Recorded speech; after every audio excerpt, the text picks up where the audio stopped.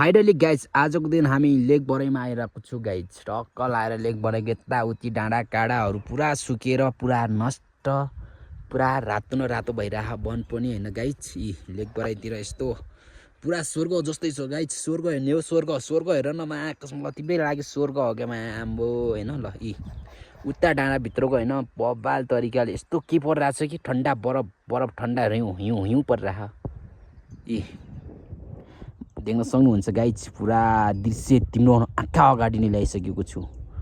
यी कस्तो लाग्यो डाँडा काँडा भ्यू। यी डाँडा काँडा चाहिँ देख्न सक्नुहुन्छ गाइज। फाइनली गाइज या बबाल तरिकाले होइन। यी यताउति के रहेछ हल्का भेडी बनाऊँ भनेको होइन गाइज। पुरा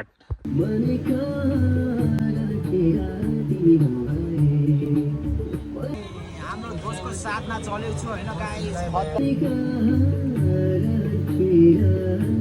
गाह्रो छ हो गाह्रो छ। यस्तो काँदामा यस्तो भारी बोकेर ल्याएको छु है ल गाइज। टङ्ग लगाएर ऊ बराई गाउँ देख्न सक्नुहुन्छ। बराई गाउँ कस्तो लाग्छ त हौ बराई गाउँ। हाम्रो गाउँ हो के हो। टक्क लाएर चाहिँ हाम्रो गाउँ औल बराइतिर होइन पुरा धान काटेर सकास उडाइसकेको छ। म चाहिँ यता होइन काँदामा ओखरको भारी होइन। ए गडाहरू छ जङ्गे गडाहरू होइन। ल